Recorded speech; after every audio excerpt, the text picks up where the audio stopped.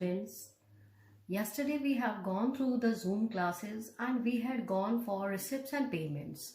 Today I will give you the brief concept about, yes, as you are aware, we are having two donations, specific donation and general donation. This is the thing of not-for-profit organization, and questions are related with a specific donation.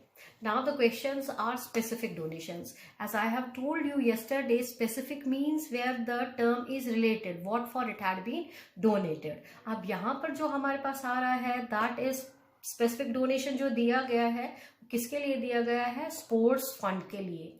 अब हमारे पास question में देख लीजिए बेटा, ये दिया हुआ है स्पोर्ट्स फंड ऑन 1 अप्रैल 2018। अब हमारे पास जो स्पोर्ट्स फंड का पैसा 1 अप्रैल 2018 में आया, वो उन्होंने कितना दिया है, 5 लाख रुपए। अब उधर ही ऑर्गेनाइजेशन ने ये सोचा कि हम 10% स्पोर्ट्स फंड का जो है वो कहाँ पर डालेंगे, इन्वेस्टमेंट में। इस 5 लाख का पैसा जो भी उनके पास स्पोर्ट्स फंड का पैसा आया, तो सबसे इंपॉर्टेंट चीज है उन्होंने उस पैसे को इन्वेस्ट कर लिया। कितना, 5 लाख रुपए को इन्वेस्ट कर लिया, और उसमें उन्होंने इंटरेस्ट ऑन इन्वेस्टमेंट कितना दे दिया, 10%। अब interest received on sports fund investment, अभी तक जो उनको इंटरेस्ट मिला वो कितना मिला, 37,500। जो भी स्पोर्ट्स फंड का पैसा आया उसको उन्होंने इन्वेस्ट करवाया बैंक में, और बैंक ने 10% देने का बोला है, लेकिन अभी तक हमें कितना मिला है, 37,500। अब यहाँ आया डोनेशन फॉर स्पोर्ट्स फंड। अब स्पेसिफिक फंड में डोनेशन भी आया, लेकिन किसके लिए आया, स्पोर्ट्स फंड के लिए। कितना, 1,20,000। अब जब स्पोर्ट्स ऑर्गेनाइज हुआ था तो उन्होंने प्राइजेस अवार्ड दे दिए, वो भी कितना आया हमारे पास, 1 लाख रुपया। और जब हमारे पास स्पोर्ट्स मीट हुई या स्पोर्ट्स इवेंट हुआ, तो at that moment we had expenses on sports event, that is equal to how much, 15,000। This is the question, ये हमारा क्वेश्चन है। Now what you have to give, you have to show that sports funds these things in your balance sheet. As I have told you, sports fund is a specific donation, and that is always termed in the liability. So what we have to write first is sports fund, that comes in the liability side. How much we have received, 5 lakh rupees. तो यहाँ हमें 5 लाख रुपए मिले। अब हमें उसके बाद उसमें क्या ऐड करेंगे, स्पोर्ट्स फंड अगर 5 लाख थे, उसमें हमें इंटरेस्ट मिला, so that is given in the question, interest received on sports fund investment, how much is that, 37,500। And then add interest accrued. अब अभी मैं आपको ये वाला पॉइंट अभी हमारा रह रहा है, ये अभी मैं आपको बताती हूँ, ये 12,500 हमारे पास कैसे आए। And then here it is donation for sports fund, ये भी हमने ऐड किया, क्योंकि ये सारे स्पोर्ट्स फंड में ऐड इसलिए हो रहे हैं कि ये सारे स्पोर्ट्स फंड के ही पैसे हैं। इंटरेस्ट मिला तो वो ऐड हो जाएगा, इंटरेस्ट एक्रूड ये भी हमारा हो जाएगा, और डोनेशन हमें स्पेसिफिक मिला स्पोर्ट्स फंड के लिए, तो ये भी हम उसी में ऐड करेंगे, तो 1,20,000। तो हमारे पास जो पैसा टोटल स्पोर्ट्स फंड का आया वो कितना आया, 6,70,000। अब हमने अवार्ड दिए तो हमारे पैसे खर्च हो गए ट्रॉफीज को परचेज करने के लिए या उस इवेंट को ऑर्गेनाइज करने के लिए, 1 लाख रुपया हुआ, तो उसको हम क्या कर रहे हैं, लेस स्पोर्ट प्राइज अवॉर्डेड, तो वो हम उसमें क्या करेंगे, लेस। तो 6,70,000 में से 1 लाख गया, तो हमारे पास स्पोर्ट्स फंड के पैसे कितने आए, 5,70,000।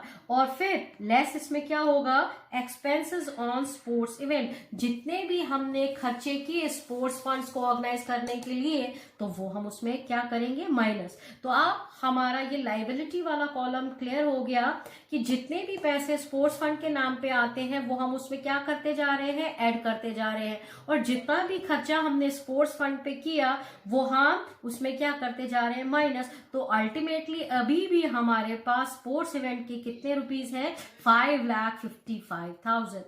आप अभी इस क्वेश्चन में दिया है कि जब भी उनको स्पोर्ट्स फंड मिला तो उन्होंने उस स्पोर्ट्स फंड को क्या कर लिया, उन्होंने उस स्पोर्ट्स फंड को इन्वेस्ट कर लिया ताकि उनको इंटरेस्ट मिले और वो उस पैसों को यूटिलाइज करे ऑर्गेनाइजेशन के लिए। तो स्पोर्ट्स फंड इन्वेस्टमेंट, यही जो पैसा हमें मिला है यही पैसा उन्होंने क्या कर लिया, इन्वेस्ट कहाँ कर लिया, बैंक में।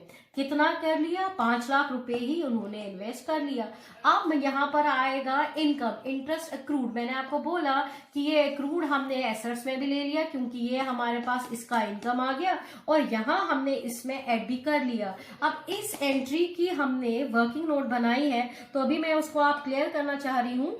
Interest due on 10% sports fund investment, यहाँ देख लीजिए क्वेश्चन में दिया है 10% स्पोर्ट्स फंड इन्वेस्टमेंट, तो हम उसी को निकालते हैं कि अगर हमारे पास 5 लाख रुपया है, उसका 10% हमारा कितना बना, 50,000। तो इसका मतलब है कि अगर हमने इन्वेस्टमेंट 5 लाख रुपए किया तो उस पर हमें कितना इंटरेस्ट मिलेगा, 10%। तो 10% 5 लाख का हमेशा कितना होता है, 50,000। तो हमें पूरे साल भर में कितने मिलने चाहिए, 50। लेकिन अभी तक हमने कितने रिसीव किए, 37,500। ये अभी क्वेश्चन में दिया हुआ है आपको कि हमारे का पास जो हमने मिले वो 37,500। तो 50,000 में जब हम माइनस करेंगे 37,500, तो अभी हमने जो एक्रूड है हमें मिलेंगे, लेकिन हमें अभी मिले नहीं है। That's why we have used the term interest accrued. How much is that, 12,500. So we have added it here in the assets because this is the income which we are getting,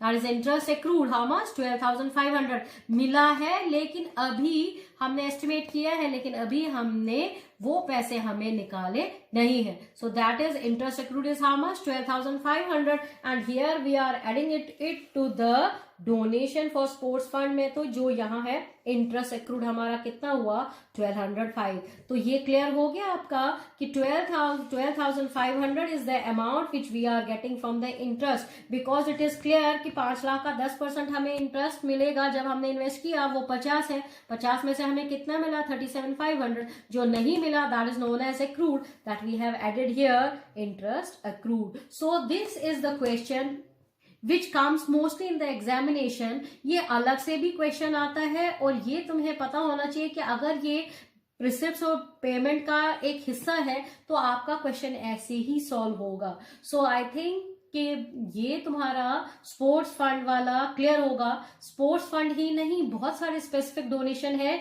तो firstly I have solved that is sports fund. I will give you in the next time, I will give you much more about the specific donation so that you should be having the clear position.